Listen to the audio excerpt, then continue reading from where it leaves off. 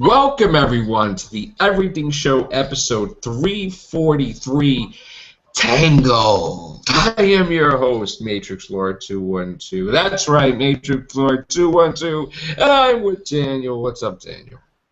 Hello. What's up, David? What's up, guys? I'm the fastest man alive. I can tell you anything about Tangled. Tangled. What's up, Gloria?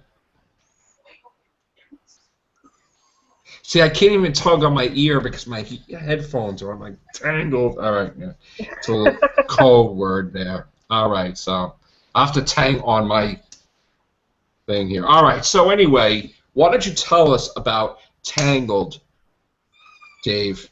All right. What's the story? Well, it was just announced today from Disney that a animated series is set to appear in 2017 that will take place after the movie Tangled and between the end of the movie and the happily ever after short where Flynn and Rapunzel got married. Just let it go already. Stop it. No, I'm getting just as a joke. Nobody got it. Never mind. All right. That was corny. It was corny. All right. Yeah. And it's Tangled, Dave. Tangled. It says that, again, this is nothing new, that Disney shows based on their films is, again, an old concept. It says, but what makes the Tangled series so special is the amount of talent that they've retained from the original film. The new series will feature Mandy Moore and Zachary Levi reprising their roles of Rapunzel and Flynn Rider, respectively, and showcase songs from Academy Award-winning composer Alan Menken and lyricist Glenn Slater, who were responsible for all of the catchy tunes in the original film. Very good. And this will include new characters as well. So it is essentially they're quitting, like, saying that the amount of talent returning to this is very much akin to saying getting Robin Williams to play the genie in the Aladdin animated series. Right. And because they were part of the original, Tangled, yeah. This is great news for a lot of people because actually a few months ago they were talking to the director of Tangled, the first film, and they said, will there be a sequel? And he said, really, there wasn't much to do with a sequel because really the story was kind of over and done with. Though I am happy that they're going to continue this and with the original actors as well. So that's good. So if they keep them on and this is not just a temporary thing, the show could do well. Right. Okay. That's pretty cool. I mean, I wouldn't understand why anybody would be bent out of shape about that, but I think that it's a plus. We're also getting Frozen 2 also. I mean, Frozen 2, they're composing new songs. They're making a big deal about it. Oh yeah, even like seriously, Frozen. I don't know if any of you heard the game Kingdom Hearts before. I love Kingdom Hearts. Well, actually, it was leaked out that the composer for Kingdom Hearts was putting a Frozen world into Kingdom Hearts 3. So, yeah, I'm not surprised. I love Kingdom Hearts, and I'm crossing my fingers for that. Come on, we got Fallout 4. Give us Kingdom Hearts already. I know, I saw the trailer for that. Yeah, I know. I love Kingdom Hearts. It's coming to Boston. Oh my god. I just hope when they do Frozen 2 that I hope it shows Kristoff and Anna get married. Because I know on the Once Upon a Time they did, so it was like... And that's like, come on.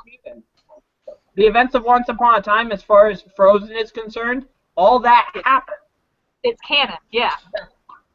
So we're going to take... You know, if they want, they could say this, that took place a little bit before that thing with Once Upon a Time, but I don't think they're going to do that. I think they'll jump to after that. I wouldn't be surprised if they referenced what happened in Once Upon a Time. Yeah. I don't think they will, but if they do, kudos to them. Yeah. I absolutely loved them on Once Upon a Time. They did a great job. I loved the actor they cast as Kristoff. He was perfect. And also Anna and you know, Elsa. They were caught up to those episodes. I really, really want to, but they're great episodes. Yeah. So, in other Disney news, keeping the trend going, Disney wants to develop a Fantasia sequence into a live-action movie. More specifically, the Night on Bald Mountain sequence. Which, Really? It says, what is Disney's developing a movie based on the iconic Night on Bald Mountain musical sequence from 1940s animated pic Fantasia for its latest live-action adaptation. Matt Sazama and Burke Sharpless will write the screenplay and executive produce the movie, which is still in early development. The classic animated film Fantasia was comprised of 8 segments, including Night on Bald Mountain, which centered on a dark winged creature that raised the dead. Wow. Yeah, Interesting. it is, because really this out of everything you could have adapted, why Night on Bald Mountain of all things? Because that's not like Disney to do something like that. But Are they doing anything with Lion King also? not that I've heard. I've heard that there are rumors of stuff going on with Beauty and the Beast, with Emma Live Watson action. and Ewan McGregor as, I believe, Lumiere. Emma Watson as Belle. I'm excited about That's fantastic. There's also Sophia Coppola dropped out of the Little Mermaid live action. She was supposed to do that, so I don't know who's doing that now. If he wasn't tied up with the Marvel films, cast Chris Hemsworth as the Beast. He would do so well in that. Probably would. Yeah. Yeah. Speaking of the Marvel films, as we know, Nick Fury, Samuel L. Jackson's contract is coming to an end or just about done. It looks like Marvel doesn't want to let go of Samuel L. Jackson. It turns out that I think a new contract's going to be started very shortly to keep him around for quite some time. And I think that he's perfectly fine with staying on for many years. So look for that contract to begin negotiations probably shortly. I'm not surprised. Yeah. I'm not surprised. Yeah, he's great as Nick Fury. Yeah, Nobody's been better. if you want to laugh, actually look up how he got the part anyway. That story in and of itself was funny because he found that apparently the people who were writing the Ultimates comics, they put Ultimate Nick Fury off him, and he saw his face on there. He's like, wait a minute, what's going on? Yeah. He liked it too, though. He liked it, yeah. And Yeah, he's like, oh, I want this. Fury. That's pretty cool. So yeah. It's like, that looks like me, Dad. Yeah. And then, of course, we had the news you sent to me, Matrix Lord, about Ewan McGregor in talks to play Obi-Wan Kenobi in the anthology films. Now, I am so excited about this because two reasons. One, Ewan McGregor was undoubtedly one of the best things about the prequel trilogy, and he totally embodied Sir Alec Guinness's mannerisms and his personality, and I could totally believe when I was watching him that this was a younger version of Obi-Wan, which is so hard to do when you're talking about a franchise that's been separated by decades. Yeah. And then they got... I'm happy Darth Maul coming back. Darth How Maul. sick would that be? Now, Darth Maul, we know since the Clone Wars TV series, which I don't personally like, but when they brought him back, I was very, very happy with it. I think one of the best Darth Maul stories, he actually fought Darth Vader and almost killed him. But in one of the best sequences, Darth Vader stabbed himself through the chest with his own lightsaber to kill Darth Maul behind him, and Maul asked him, what could you possibly hate enough to destroy me? And Vader just said, myself. Wow. And I'm like... When did it happen? This was a comic, I believe, or a story where, I guess, Darth Maul was resurrected through the power of the dark side and challenged Vader to... Yeah, I heard that I think it was Darth Vader that really killed him. Yeah. But is For this real. a canon comic? I believe it's canon. It used to be, and Disney whited out everything. Oh, they whited out? All right. But a little bit of sad news for you. Like Game of Thrones, right? Oh, I love it. Yeah. Game of Thrones editor was mauled to death by a lion in South Africa. Oh my goodness. Oh my God. Catherine Chappell also worked on Godzilla and Captain America the Winter Soldier. Catherine Chappell, a special effects editor working on HBO's Game of Thrones, died Monday in Johannesburg after being mauled by a lion at a safari park. Oh She was my visiting God. Yeah. Oh, God. She was visiting Jesus. South Africa in an effort to protect wildlife from poachers. While visiting the city's lion park, a lion lunged at Chapel through the open window of her vehicle. Other passengers in the car were injured, while Chapel succumbed to her wounds. In addition to her work on Game of Thrones, she also worked for blockbusters like Captain America 2 and Godzilla. That's amazing how she went out there to protect the animals and she gets killed by the animals. That's cruel irony in every sense of it. I don't even know what to say with that. Rest in peace, Catherine. The work you've done, especially as an editor, the work you've done in films like Godzilla and Captain America was fantastic, and I can only Rest in imagine peace. Yeah. Rest in peace. My heart goes out to the family. That's tragedy. That's awful. That is terrible. You know. It's awful. It's terrible. Yes, condolences to the family. I want to do another article. Has Joel McHale is going to join the X-Files reboot. Really? So let's see what's that's about. Oh, you want to talk about the? Yeah, he's going to play Tad O'Malley from an internet news network. And says he becomes an unlikely ally for Fox Mulder. So that's interesting. I'm glad X-Files is coming back. Even Prison Break's coming back. You want to know why it's coming back?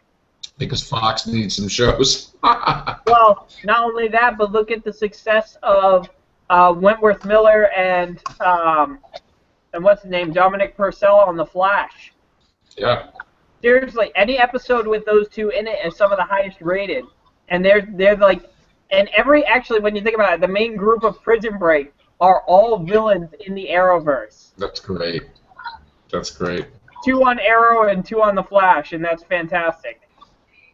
Marlon Wayans is planning a 50 Shades of Grey spoof, sort of like Scary Movie and you know. Haunted House, so he's going to do a 50 Shades parody movie. So that should be pretty funny. Okay, what else do we have? Oh yes, this is what I wanted to screen share. This shock came to me today, and I sent this message to David and Daniel. Meet Sana Solo, the wife of Han Solo. Yeah, I saw that. Don't ask me how the F this happened, but unfortunately, as very upset I am to say this, this is canon. Yeah. Yeah. This is canon. But look at that. It says that this takes place in the events between Star Wars and The Empire Strikes Back. And I don't think that they would be stupid enough to to basically shoot themselves in the foot and cancel out any relationship that Han had with Leia. Because really, their relationship didn't really start going until Empire and then going into Return of the Jedi. They're not going to do that. I really have a problem with this. Because this is, I'm sorry, I have to, you know what, I have to curse. Because this is, no, I can't curse. This is just, I don't even know what to say. Well, I understand that Marvel has to do the comic, but this is the biggest pile of monkey crap I've ever seen in my life. Well, the thing is, this kind of goes against Han's character because Han doesn't really seem like the kind of person that was going to settle down anyway until he met Leia. And even then... I'm not, you know what, not for nothing, I'm definitely not going to get to Star Wars comics now. Definitely not. The Darth Vader comics are worth reading. Yeah. If you're going to read anything, read the Darth Vader comics. I've got something interesting. A little bit. What do you got? I've got like these. I only got 3 more articles, but they're all superhero related. Warner Brothers executive promising that there will be jokes in DC superhero films. Oh, how the tide will turn. Listen to this. Really? Have you seen literally any of the marketing for Batman vs. Superman? Heavy stuff, right? It's also dour that Greg Silverman, head of film production at Warner Brothers, took to the pages of The Hollywood Reporter to assure moviegoers that Warner's upcoming DC superhero slate would also have jokes. In fact, he said humor would be an important part of the studio's plan for its superhero film. Isn't that the No. retraction of how it's going to be dark, dark, dark? I need I a have a flashlight dark. For all you DC fanboys that hate on Marvel fans because humor equals kids crap, what do you got to say now? Because how I gotta say that some people Tangled. That's what I have to. Yeah, the tables have turned because, and this is how will DC Cinematic Universe separate itself from Marvel? He said, and I quote, "We have a great strategy for the DC films, which is to take these beloved characters and put them in the hands of master filmmakers and make sure they all coordinate with each other." That's not a plan, that's just how you're going to go about doing it. That's not a plan for the characters or the story. You can clearly see that they're kind of stumbling over themselves because I think a lot of people, I think DC was kind of watching Marvel for Age of Ultron, and they're going to be watching for Ant-Man to see how stuff like this is going to work. And I think that they're starting to realize that superheroes themselves need to have a lighter side to them. And you know what? Like, I just saw the new trailer that came out for Ant-Man, and Ant-Man looks hilarious. I never ever read about Hank Pym or Scott Lang. I never knew about their characters until like I got into the comics and I knew about them. But Ant-Man seemed like the most ridiculous superhero ever. But seeing the trailers for this movie, I'm so excited for it, and I'm definitely gonna go watch it. Yeah, me too. Yeah. All right, Daniel. Mm-hmm. You had some Star Trek news? But hold on. Okay. Yeah, it turns out that yeah, Star Trek Beyond will be going where no man has gone before. It turns out we're gonna see new. The story's gonna be completely new. We're gonna have new planets, new people. You know, Okay. yeah. It's not gonna. Apparently, it's not gonna be the Klingons or the Romulans or So the others. yes. Or Okay. it's gonna be new. Got it. It's going to explore strange new worlds, seek out new life and new civilizations to boldly go where no man has gone before. That's what you're telling me? Yep. Okay. That's what it says. That's what Star Trek it is. Star Trek Ship Enterprise. Wow. Star Trek Hopefully, is. it'll have a lot of space battles in there too. Yes. That would be nice. All right. Excellent everything show. Fabulous. All right. Great for the Shadowhunters. They're filming still, and there's like a lot of pictures that have been released, and the pictures are awesome. They had 2 sneak peeks during the airing of the Wires episode. I think it was yesterday, or I think it was last night. The 2 little sneak peeks was the logo, and then the second one was behind the scenes, the cast, like the main actress talking about, you know, being excited about the show and what they're going to have for us, and it was adorable. They had a lot of cute little moments of the cast being together and everything, so it's Cool. exciting. Oh, let me just see box office numbers before we go. I want to see if Avengers Age of Ultron is moving up. Well, while you're looking at that, I also have one more thing. Chris Pratt, I don't know if you guys heard, James Gunn has finally finished, a year ahead of production, he has finished his first draft for Guardians of the Galaxy 2, and Chris Pratt has just said that it brought him to tears. Wow. It's a 70-page story. He spent 48 straight days completing the first draft, and now they've got a full year to work on this. And this is what Chris Pratt said. He said, and I quote, "What I will say is that his pitch and idea legitimately put tears in my eyes. It is so good, it's so good. And I cannot wait to get started on it, and I cannot wait for people to see what he's going to pull off with the second movie. It's going to be so, so big and so good." From what I understand, they were like, they heard it at Marvel, and they said nothing. They were like, perfect. There was no micromanaging of the idea. They just loved it so much that they didn't have a note for it. It's going to be remarkable.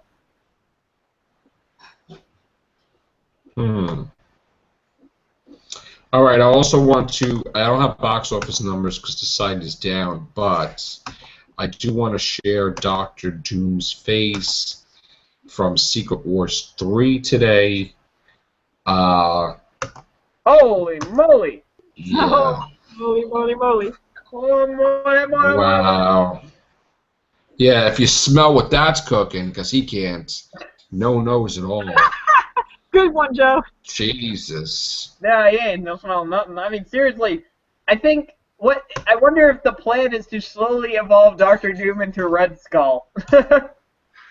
And it looks like he became African American too, which that's I don't know what the heck, unless it's the wrong ink that they're using. But yeah, Yeah, I don't know. All right, it's beyond what it is. I guess I'll have to check it out tomorrow. You know, speaking of Marvel, me and Chris were talking about like, is it possible that after Infinity War they could go on Secret Wars? Because I think that would be great to because with Secret Wars you can bring back Eric Bana's Hulk, Tobey Maguire's Spider-Man, all the ones like that we lost. That'd be We cool. talked about that the other show, right? Didn't we talk about that in the Everything show last time we talked about that? I kind of went and elaborated a little bit on the possibility of the Spider-Verse story arc.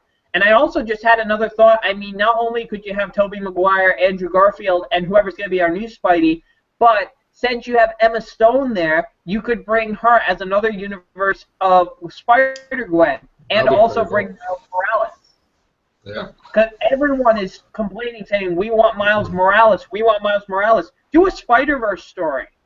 Well, Miles Morales is the survivor of Secret Wars, because it turns out that the storyline after Secret Wars is called 8 Months Later or something, and he is Spider-Man in the new Marvel Universe. Well, wait, did they kill off Peter in Secret Wars? I have no idea. Because we were discussing maybe Infinity War could lay the seeds for Secret Wars. We can go into Secret Wars in the end. That would be interesting. I mean, Secret Wars in the 2020s maybe. I don't think it's gonna happen in the 2020s, because here's my problem with that. First of all, you'd have to lay the seeds for the multiverse, and as far as we know, the multiverse has not been introduced in the Marvel Cinematic Universe. You need to introduce that to the Marvel Cinematic Universe, and to be honest, with Secret Wars, that is such a big story. You would need another 10 years to introduce Secret Wars. They're just exploring the universe. They're not going to do multiverses now. Yeah, if anything, the only time that the Marvel Cinematic Universe could cross over with any other universe is in the comics, because aren't they making comics based on the MCU? Yeah. I mean, we'll see what happens. Yeah. But seriously, all right. I think they can do it in one movie. I mean, the multiverse theory is that complex. Secret You Wars can't do it in one movie. Huge. You need at least 12 movies. A two-part movie. Build up. Would not do it. You need to build it up. Yeah, the only way that you could do Secret Wars and kind of get away with it, and even then it wouldn't be good, is hypothetically, let's say the whole thing with Fox is done, that they can actually use the X-Men and open up another hole in the multiverse, and in that universe is the X-Men. That could probably lead to Avengers versus X-Men, but Secret Wars, I don't really think so. Yeah. All right, on that note, guys, that's going to be it for the Everything Show tonight. We may come back with, I believe it's the Real Who Beans cast. I don't know if we're going to do it tonight. I'm sorry, apologize. We are going to come back with the Real Trekkies cast probably in about 20 minutes. All right, so we are going to we're going to talk off air for a little while, and then we're going to come back and do that. So thanks, guys. Take care. Bye for now.